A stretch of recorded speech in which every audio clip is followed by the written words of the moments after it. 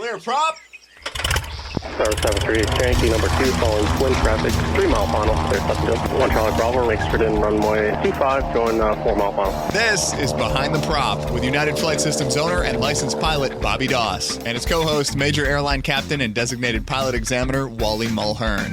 Now let's go Behind the Prop. What's up, Wally? Hey, Bobby, how are you? I am fantastic as always. Always fun to have guests. Always better than just me and Wally talking.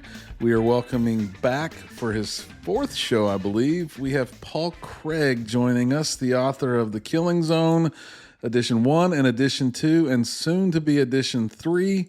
Welcome back to the show, Paul. Bobby and Wally, it is so fantastic to be back with you guys. I appreciate it so much. Man, this all started, I think the first time we ever talked, it was COVID, and we couldn't even think about being in the same place. We still have never met in person, but have talked many times, sent hundreds of emails. I got the most touching email from Paul somewhere, I want to say that was maybe December, if not it was January. Paul Craig sends an email to about a dozen people and says, the book's done, it's in the can. It's going to be released in the next 6 months or so. I wanted you all to hear from me first that you have been named Zone Busters. And I was sitting next to my wife and I literally choked up telling her, this guy has named me a Zone Buster. And she's like, is he mad at you? And I'm like, no, this is a good thing. The author of The Killing Zone puts me on a list of a dozen people and says, I am making an impact and I am busting the zone. I am making a difference in the number. And it really was touching. And Wally was on the list. And Paul, I can't tell you, unbelievable thrill to be named. And I'll probably ask you to sign one of your books with my name in it. That's a big deal to me. Really big deal. Well, let me tell you. Let me tell you my story about that. The morning of that email, that I believe we got that email in the evening, but that morning I was administering a check ride, and I always say to my applicant, "Tell me about yourself," and I want to, I want to get to know the person a little bit, and then maybe if they're really into cooking, maybe I'll compare a recipe to a checklist, that kind of thing. So anyway, so this young man was telling me about himself, and he says, I'm just a geek. He says, I love to read. And I said, well, what are you reading right now? And he says, you probably never heard of it, but maybe you have. It's a book called The Killing Zone. I go, Killing Zone? Of course I know The Killing Zone. Yes, I do. And so we talked about the book, and that night I went home and got and received the email. And it's funny, I saw the young man the next day out at the particular flight school, and I said, you'll never guess who I got an email from last night after we talked for 10 minutes about The Killing Zone. Well, you guys truly are providing a service to the aviation community, and specifically general aviation pilots, that is a value that you probably don't even realize, and probably you won't realize, because the things you say, the examples you set are ingrained into people's mind, and they'll remember these things at a time. They may not remember how they learned something, but sometime it happens more than we think, that in a moment of truth, a word of wisdom is in the back of their head that they heard from you guys, that they learned on the podcast, and they don't call you and say, hey, thanks for saving my life last night, Wally. They don't ever do that, so we never really know. But we do know that the accident rates are coming down and flying is safer, and there's got to be a reason for that, and you guys are part of that reason, a big part.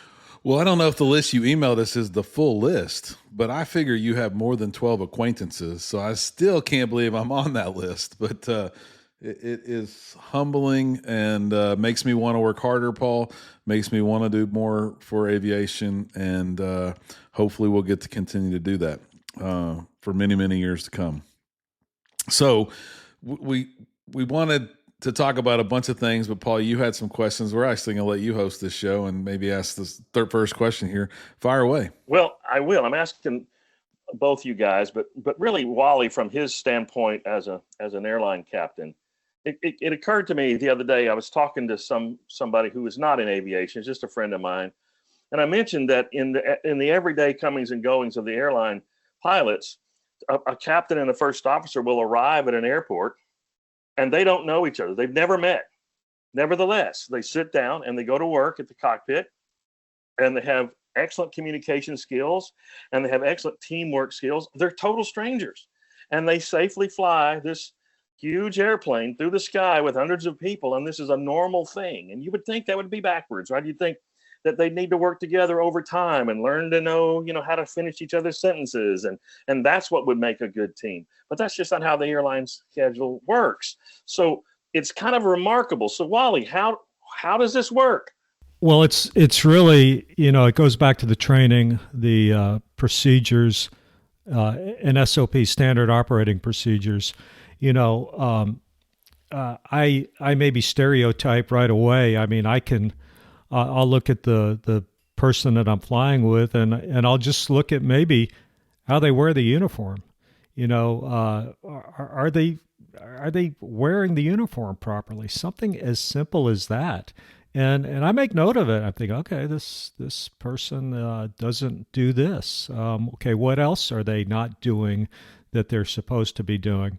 But by and large, yeah, I mean, everything is standardized, and the training, the airline training is pretty intense. I mean, it's I don't know how long it takes, 6 weeks, 8 weeks, something like that. And you got a few days off here and there. But you're very intimate with that book. You're very intimate with the procedures, and I know at United Airlines. I mean, day one of training, you were in some sort of a training device. I mean, back in the day, you'd be in a classroom for 3 to 4 weeks before you'd ever see an airplane. You'd see pictures of it, but that's not the way it works anymore. I mean. I know when I transitioned to 777 training, within 90 minutes of meeting our first instructor, we were in a cockpit mock-up. It wasn't quite a simulator. It was more of a procedures trainer, but we were flipping switches and running checklists. And it's kind of a different way of training. It's a lot better, I believe. Well, I'm very relieved, because that's almost the answer that I gave my friend. I mentioned standard operating procedures, SOPs, and that's how we're. When you do this, you expect the other one to do that, and it's just that way. But in general aviation, we have a similar version of this. I know, Bobby, at your flight school, you work with flight instructors, and you'd like for them to have sort of a standard way of doing things. So how do you go about it? Well, if any of those instructors are listening, they know that that's the only thing I think about right now, and they're all a little nervous right now. I was going to say, I only fly single pilot jets, Wally, so I don't have that crew mentality yet. But one day, if I get to that, I'll understand that. But I just have to talk to myself when I fly jets. That's just my one jet comment for the day. But we did come back from Redbird Migration. That was our last show. We did our live show there, and I heard some really cool stuff that a school in the DC area is doing to do some standard procedural compliance checks with their flight instructors. And I thought we were really, really close, and I thought we were doing a lot of really, really good. And as I dug into the checking of my what is happening on some of our maneuvers, I was shocked that there was things that people were calling technique that were really different ways of teaching stuff. And it's frustrating, because I don't think there should be that. I don't think that's technique. You can't change the order or use a different acronym for a flow and call that the same procedure. That's not true. I hope they all want to be professional pilots. They all want to fly right seat with Wally. They're not going to get to say different stuff. My joke with pros is, if the procedure at Wally's airline is for the first officer to call gear up 3 green, I don't think they're allowed to say 3 green gear up. And I bet if they did, their captain would roll their eyes and write a note down and talk to somebody. I dream of that, and we're going to get there. I was going to say, gear down 3 green. Ah, there you go. Thanks. I'm sure we'll get some posts on social media about that mistake that Bobby made. But you get the point. If it says say it like this, Wally, as a check airman, is going to expect a captain that's flying with him to say it exactly right. And the captain's going to expect the first officer to say it right. And I think that's what we all strive to be, not just to be rigid. That's what makes us safe. That's everything that's in the procedures at Wally's Airline. They're there because something happened that made someone say, we got to do it this way to be better. Yeah, that is exactly a great point, because, in general aviation, we're not as regimented. And I have run into situations where I've had pilots and flight instructors sometimes that kind of did a little bit of pushback about SOP because they thought we were robbing them of their freedom to do it or their, creativity. And so rather than just say, do it because I said so, which, that always falls flat when you do that with your kids. Then it's maybe better to explain to them what you just said, and that these SOPs are really the product of lessons learned in the past. We don't have to make every mistake. We can actually use the lessons that other people have learned and adopt them through our SOPs or whatever you want to, or however you want to call them. And so that's really I think the thing that is important, that we won't live long enough to make all the mistakes. We've got to learn from others. Mm-hmm. Yeah, and I think as flight instructors, we can do a better job of insisting it from our students. And one thing that's a little bit of a pet peeve of mine is radio phraseology. We are all over the place with what we say. One of the latest is the latest trends in flying at non-controlled airports is Cessna 123 Alpha Charlie is taking runway 18. And I tell my applicant, me as been flying for a lot of years and a lot of time, I don't know what that means. I don't know what that means when you're taking the runway. And that's what I'll say. I'll say there have been times where on the radio I've asked the airplane to bring it back because we really need it. But I don't know if that means you're taking off. Does that mean you're lining up and waiting? What does it mean? So where did this come from? It's kind of a trendy phrase around here in Houston to say taking the runway. And the example I use, I say, okay, so if you're down over South America, over the Andes Mountains in the middle of the night, and you're talking to a controller whose native language is Portuguese and speaks just a little bit of English, and you're in the weather over these really high mountains, and you have a fire on board, and you need to get down, you want to just be very square. You want to stay within the box as far as standard phraseology, because you've got many strikes against you. So let's start at this level and start using exact right phraseology. So here's an example of a flight instructor I had once who did not follow a standard operating procedure. He was conducting a simulated engine out exercise. Our standard operating procedure was, whenever you're going to demonstrate a loss of an engine, that you reduce the throttle to idle. You don't actually shut the engine off. It's running. It's just windmilling at idle. But the airplane now has no power, so it's as if the engine had quit. This one particular flight instructor decided he would do it a different way. He forego the lessons learned, and he shut off the fuel valve on a Cessna 152. Now, a 152 only doesn't have left, right, both. It just has off, on. He shut it off. To further complicate the situation, for some reason, he felt like he needed to make this demonstration over a lake. So they maneuver, I suppose, into a position so they can, if they really had to land or ditch or something like that, they would. And at some point, I don't know how high, the instructor decided that this was enough of the demonstration, so he turns the fuel valve back on.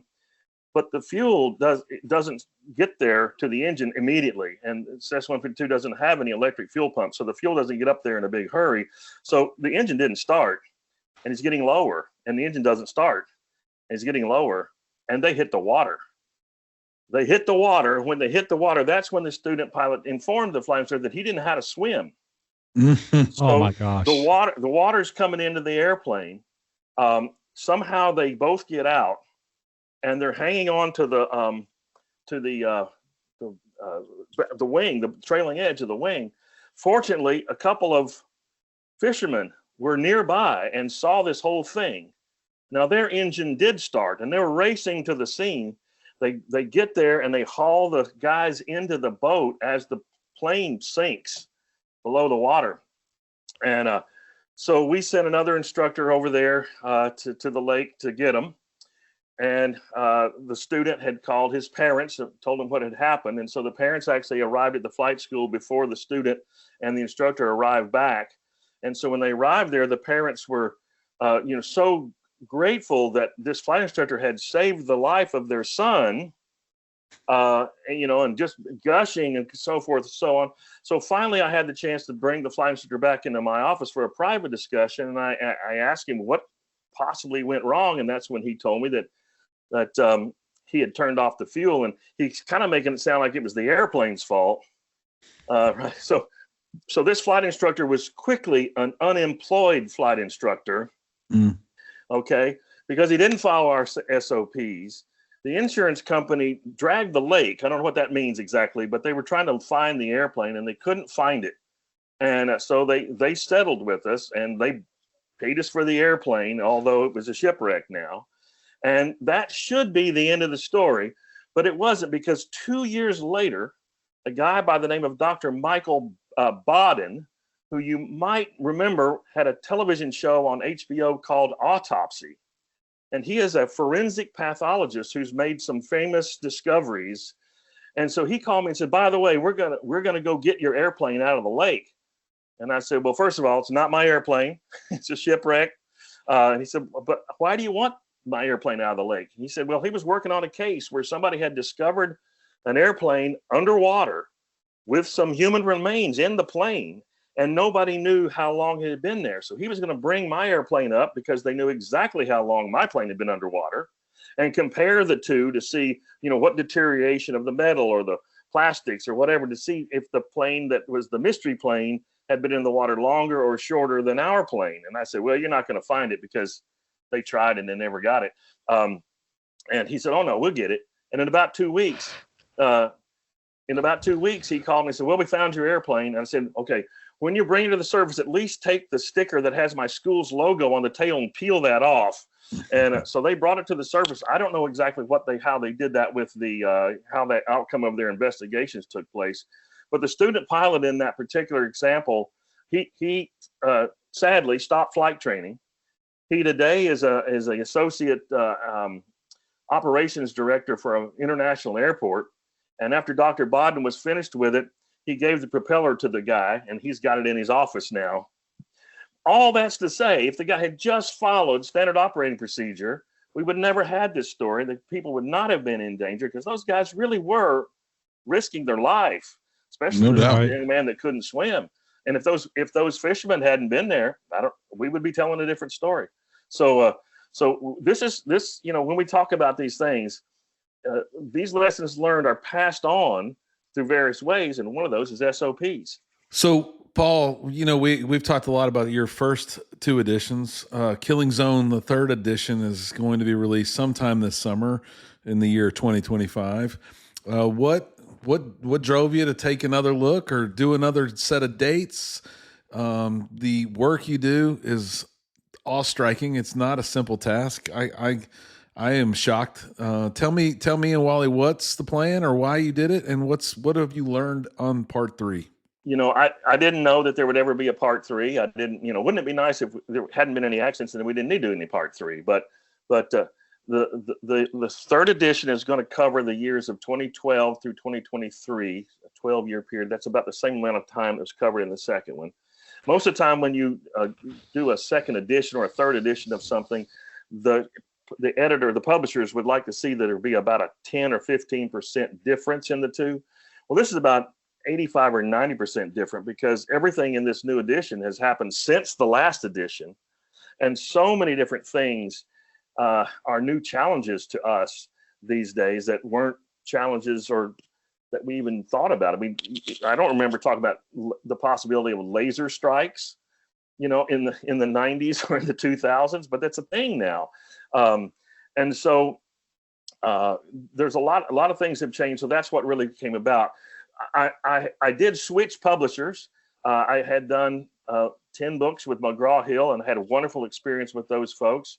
A lot of the editors and publishers that I worked with had moved on or retired or whatever. And I'm the kind of guy that likes to get to know people I'm working with and operate on a handshake, that kind of a thing. And actually McGraw-Hill was kind of getting out of the business anyway. So I asked them to release me from the contract because they had the rights of all the future editions, and they did. And so I quickly was able to shift over to Aviation Supplies and Academics, ASA, which is asa2fly.com, because Greg Robbins is a very, very good friend of mine, and he's there. And so he was excited about, being able to move forward with the new edition. Of course, we stayed with the same title, and I know I always have this issue with the title. It's not the kind of title, The Killing Zone, that you would lay out on a coffee table, maybe, or Wally or Bobby would put in a counter for new pilots to see. But it is supposed to be shocking. It's supposed to be abrupt. It's supposed to grab you by the shoulders, especially new private pilots, new sport pilots, low time pilots, and say, guys, this really can happen to anybody. An accident can take place. And none of us, no matter what our experience is, or years, or flight time in our logbook, are immune.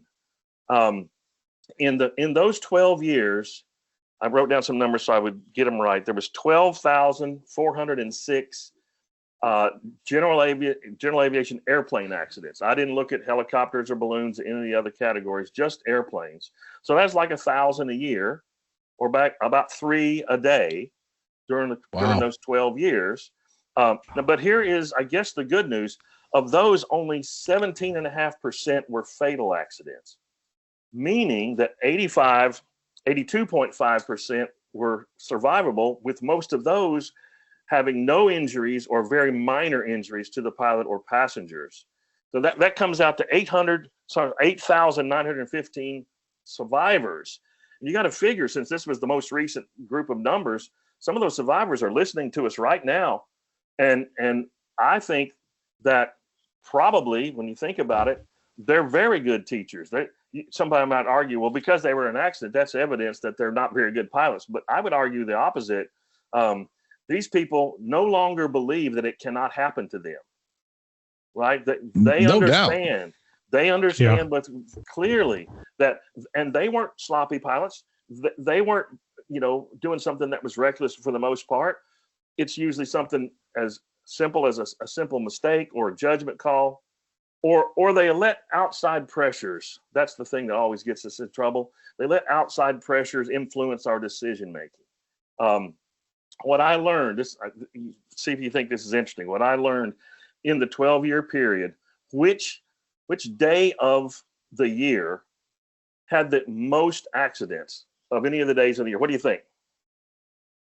I'm going to say Christmas. Saturday. Saturday. Is there a specific Saturday, a specific date? Okay. I would say Christmas or Thanksgiving because of family. Pressure to get there. So the answer is the Wednesday before Thanksgiving. Christmas holiday seems to be a little bit more stretched out, but how many people have to work on that Wednesday, and then they go to the airport and trying to get to see family that night, and the pressure is immense to get there. If they were going to fly, fly someplace to get a hamburger, and the weather was low and the visibility was bad, they wouldn't go. There's no question. But when the family's counting on them, they go. They shouldn't. And so those outside pressures really build up, and it really showed in the numbers this time. Wow. That's another good story. I think Wally and I always joke around about if your fiance or your soon-to-be fiance is waiting for you in Brenham, Texas, which is about 30 minutes from here, and you're supposed to go fly and ask her to marry you, and you got a photographer there, and your family's going to show up.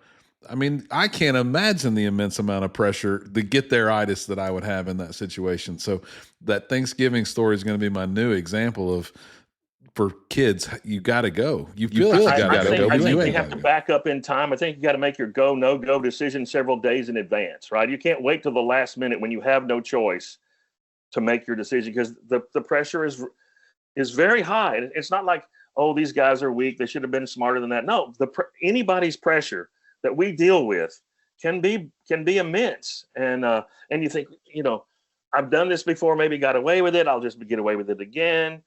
So you can see that a lot of this is not just they don't know how to fly the plane. Stick and rudder skills can be strong. It's the decision-making skills that seem to be the biggest issue. That's fascinating data, Paul. I mean, I remember, it's I shouldn't say funny, but it's ironic that you say that.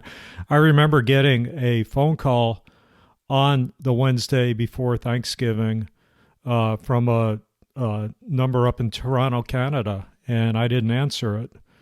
And they left a long voicemail, and somebody I'd given a check ride to was involved in an aircraft accident.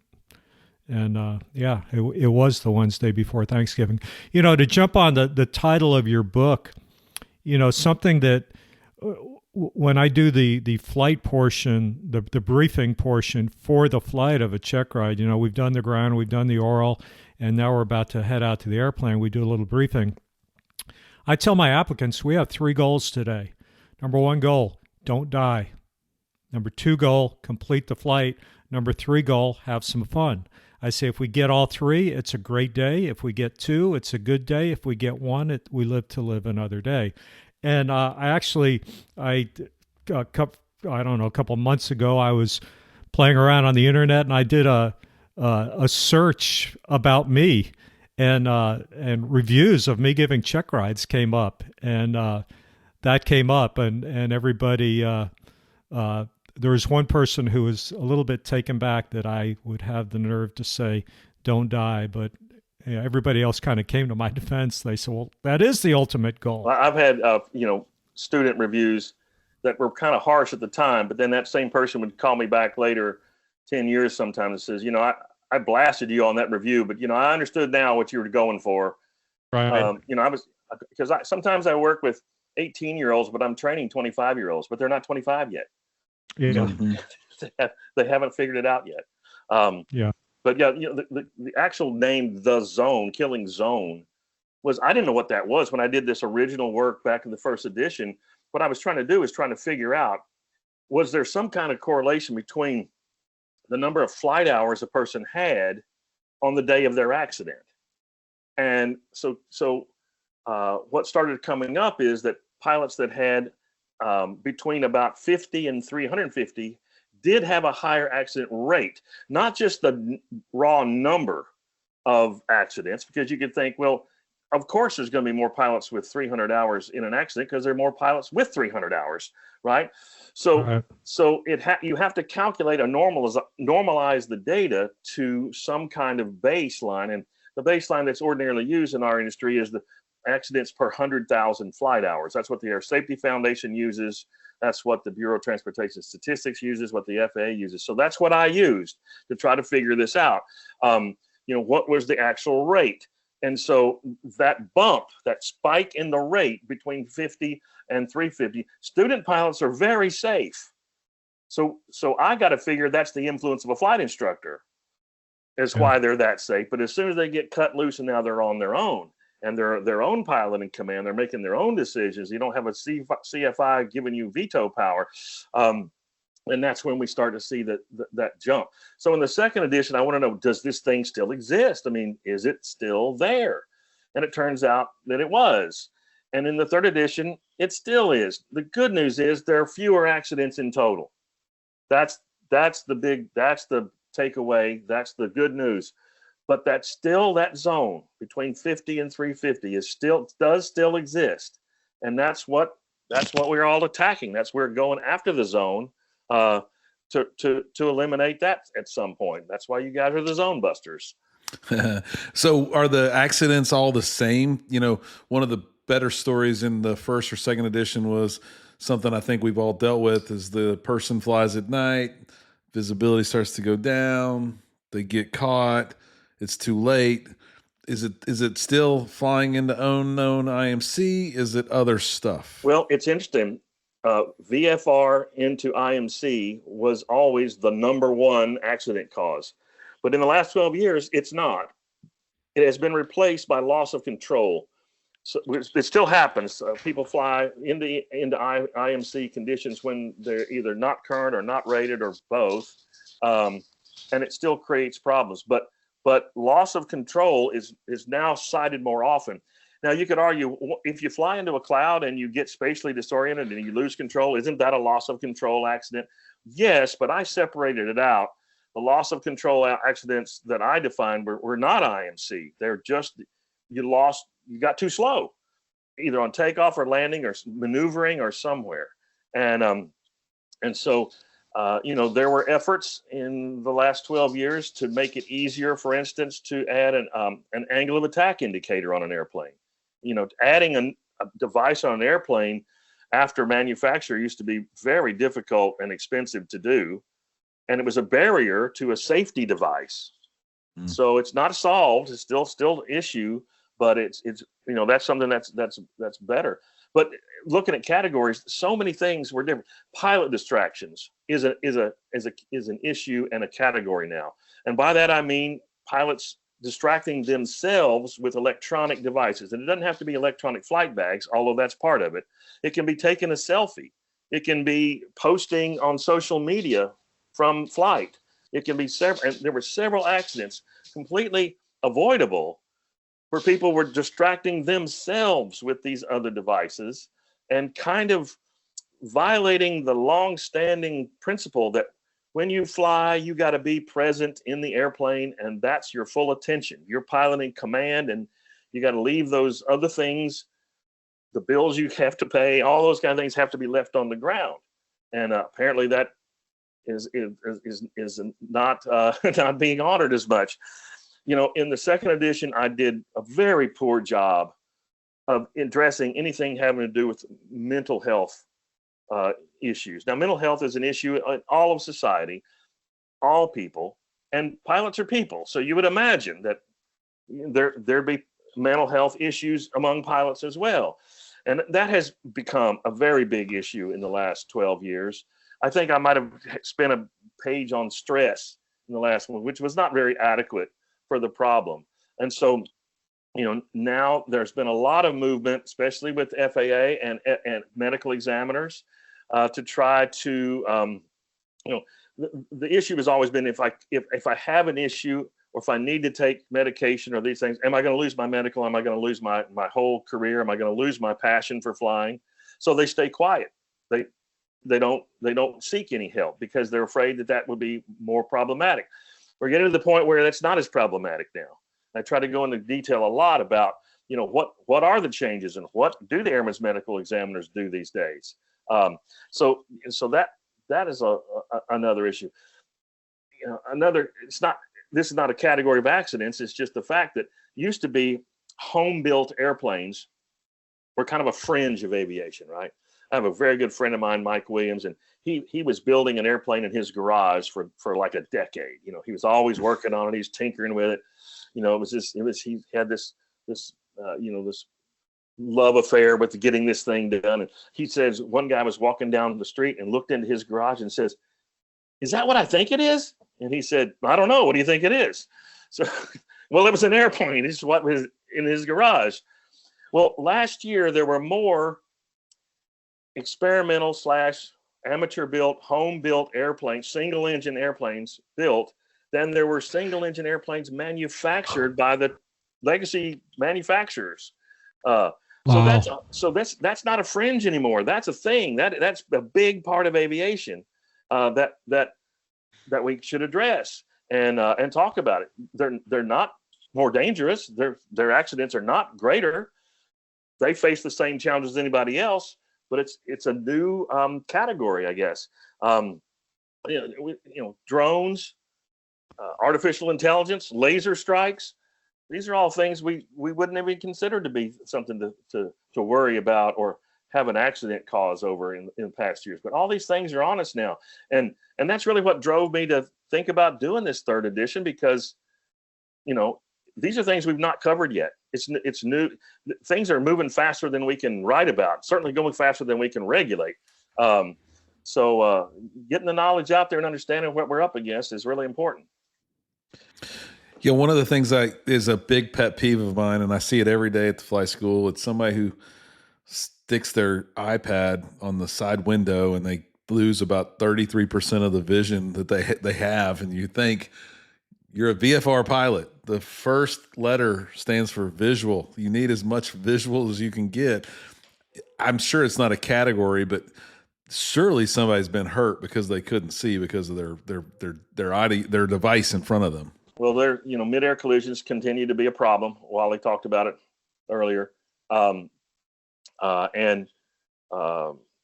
Is that a contributing factor? Sometimes you just don't know, but you got to figure it's something to think about. Well, Paul, I love talking to you. You got more stories to share. What else can you tell us? Give us something fun. Give us something to end on strong. How about here. Something that's a little lighter and has a more happier ending?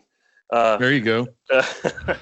Well, I work with a lot of college students, and I had this guy who, in our syllabus, we had a requirement for them to fly 100 nautical miles to an airport that had an operating control tower. So he picked himself out on a Class D airspace that was 100 miles away. It also happened to be his hometown, and his parents lived there.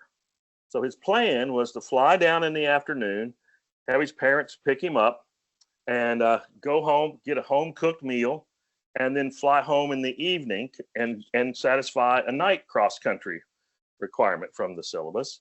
And so the day came, and the weather was fantastic, and this guy was looking forward to this because he's a college student. So he'd been living off of ramen noodles and going to the laundromat. So he was looking forward to this dinner, and he also threw some of his dirty clothes into a duffel bag and threw it in the back of the plane. So he flies down. His parents are waiting for him. So they go home. They have a wonderful dinner. Mom does the laundry. They have a great time.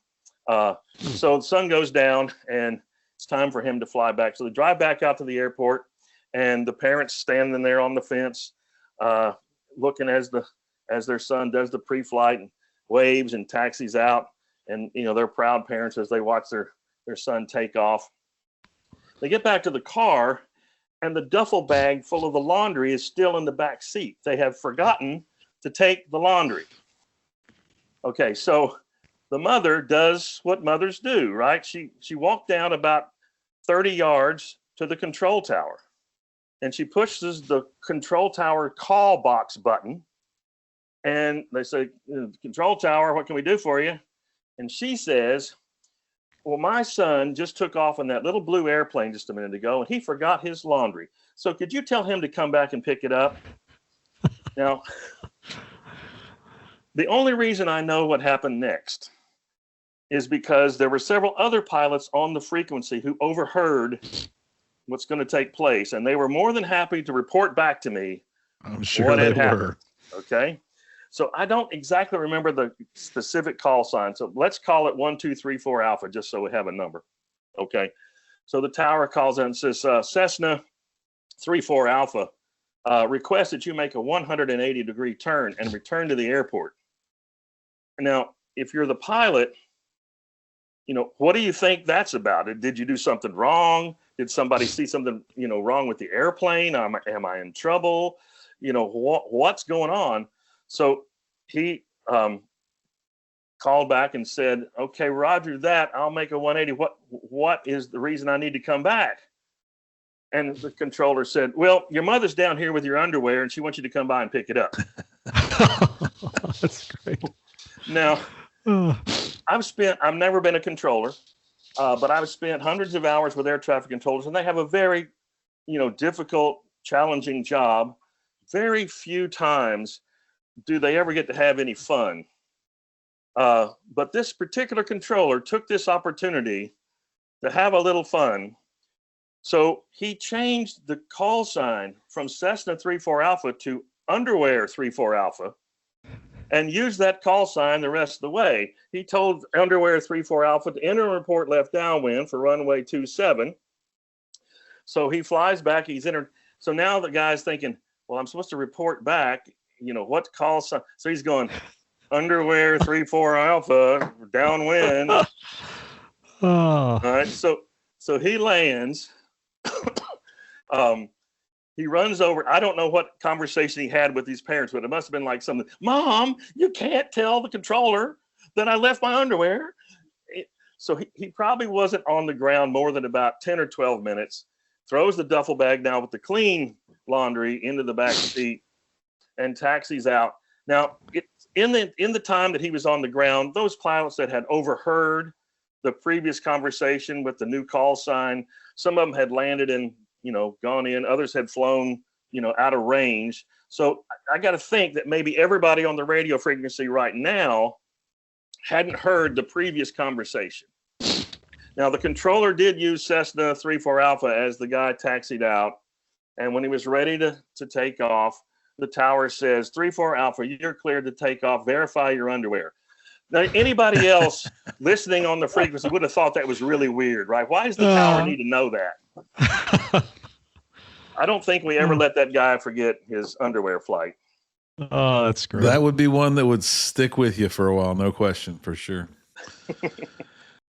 Wow, I wish we had time for more stories. Great as always, Paul, to have you on the show. I can't wait to get my copy of the Killing Zone 3rd edition. I will be asking for another autograph. It'll be out this summer, and ASA2fly.com will have it when the time comes. Awesome. The second it gets released, we're going to pump it out on the show over and over and put QR codes and links in the show notes, whatever we can do to help. It's a great concept, great book, and everybody should read or listen to that book for sure.